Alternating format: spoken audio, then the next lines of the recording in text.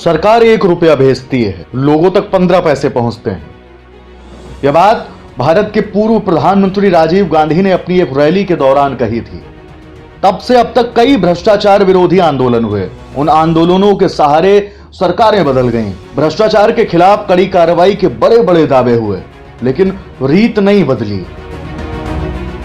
उत्तर प्रदेश में भी योगी सरकार गरीबों के लिए पूरा राशन भेजती तो है, लेकिन रास्ते में ही खेल हो जाता है और गरीबों की भूख को भी भ्रष्टाचार अपना भोजन बना लेता है।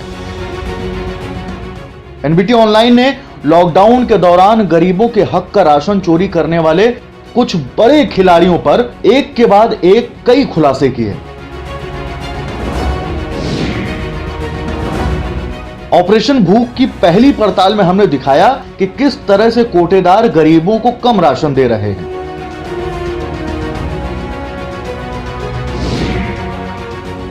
दूसरे पार्ट में हमने सरकारी स्तर पर हो रहे भ्रष्टाचार का खुलासा किया। इस पार्ट में हमने दिखाया कि किस तरह से सरकारी अधिकारी ही प्राइवेट लोगों से न सिर्फ काम कराते हैं, बल्कि आपके निजी डेटा को भी उनके हवाले कर देते हैं। एनबीटी ऑनलाइन की टीम जब इस पूरे खेल को समझ रही थी, तभी कुछ ऐसा सामने आया जो हैरान करने वाला था। ऑपरेशन भूख के तीसरे पार्ट में आपने देखा कि किस तरह से कोटेदारों के पास ही राशन कम पहुंचता है।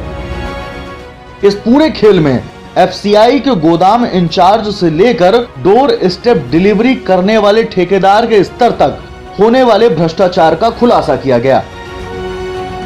मुख्यमंत्री योगी जी, हमारे इस ऑपरेशन भूख को आपको निजी तौर पर इसलिए भी देखना चाहिए क्योंकि उत्तर प्रदेश का खाद्य एवं रसद विभाग आपके पास है। आप ही हैं जो इस विभाग की जिम्मेदारी संभाल रहे हैं। अब तक हम छोटे खिलाड़ियों से जवाब मांग रहे थे, लेकिन आज जवाब सीधे आपसे मांगा जाएगा। जवाब दीजिएगा उस गरीब जनता को जिसने चुनकर आपको सूबे की सत्ता सौंपी है। लेकिन अब जरा वो खेल समझिए जिससे गरीबों का राशन मारा जा रहा है।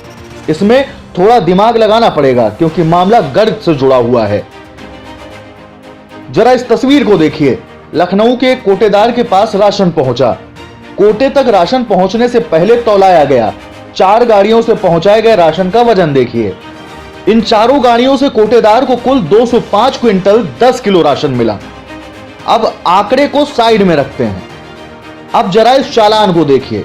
कोटेदार को 116 क्विंटल 58 किलो गेहूं, 77 क्विंटल 72 किलो चावल और 1093 राशन कार्ड के हिसाब से 10 क्विंटल 93 किलो चना मिलना था। अब जरा फिर से गणित का इस्तेमाल करते हैं, यानी कोटेदार को 205 क्विंटल 23 किलो अनाज मिलना था। अब आप कहेंगे कि अंतर तो सिर्फ 13 किलो का ही है ना, लेकिन रुकिए, खेल सिर्फ 13 किलो का नहीं है। असल खेल तो अब समझ में आएगा। जरा इस तस्वीर को देखिए।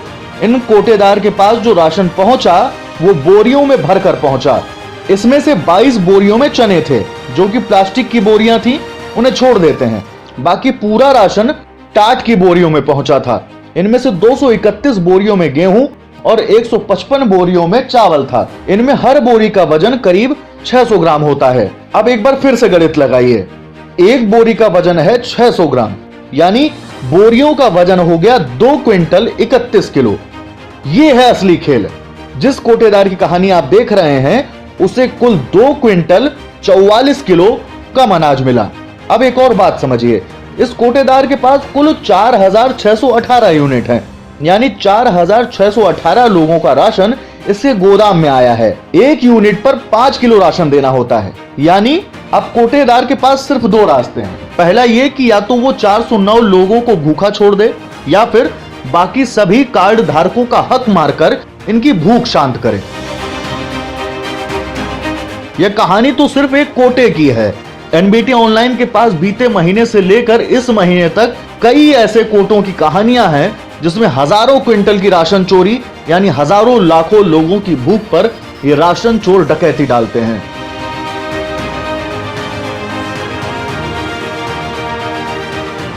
खैर, बड़ा सवाल यह है कि इसके लिए जिम्मेदार कौन है।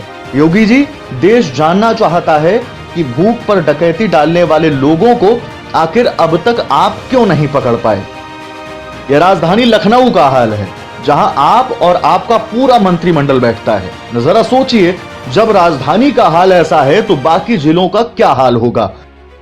हो सकता है कि आप व्यस्त रहे हों, जिम्मेदारी बड़ी है, हम समझते हैं। लीजिए, हम आपको प्रूफ के साथ भ्रष्टाचार का पूरा खेल कैमरे पर दिखा रहे हैं। अब कार्रवाई करके भूख पर डाली जा रही इस डकैती को रोकना या शांत बैठकर इसे बढ़ावा देना आपके हाथ में है।